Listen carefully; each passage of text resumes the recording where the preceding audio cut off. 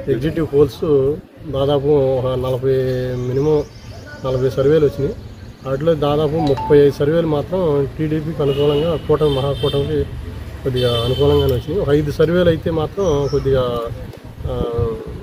వైసీపీకి అనుకూలంగా చెప్పారు. అయితే ఈ 5 సర్వేలు కూడా మేము అనుకోవటం అవి పేటీఎం బ్యాచ్ అనుకుంటున్నాం. ఆ సర్వే ఫేక్ సర్వే లాగానే ఉన్నాయి. ఏదంటే రేపు కౌంటింగ్కి జగన్మోహన్ రెడ్డికి కౌంటింగ్కి ఏజెంట్లు దొరకరని చెప్పేసి వాళ్ళకి ఏదన్నా మేనేజ్ చేసి అట్లా ఏదన్నా చేసి ఉంటాడని మేము భావిస్తూ ఉన్నాం. లేకపోతే ఎందుకంటే రేపు ఏదన్నా 15 వచ్చిన సీట్లు, ఆ 15 సీట్లు కూడా జారిపోతారేమో రేపు వాళ్ళు అనేసి ఆయన లండన్ వెళ్ళేటప్పుడు కూడా 150 పైన వస్తాయని చెప్పాడు. ఆయన ఏంటంటే కౌంటింగ్ ఏజెంట్లకు దొరుకుతారని చెప్పేసి వాళ్ళు కూడా నిలబడరని చెప్పేసి ఆ ఉద్దేశంతో ఆయన అట్లా చెప్పెళ్ళాడు. ఆయనకి తెలుసు ఆ ఉద్దేశం జగన్మోహన్ రెడ్డికి ఓడిపోయే సంగతి.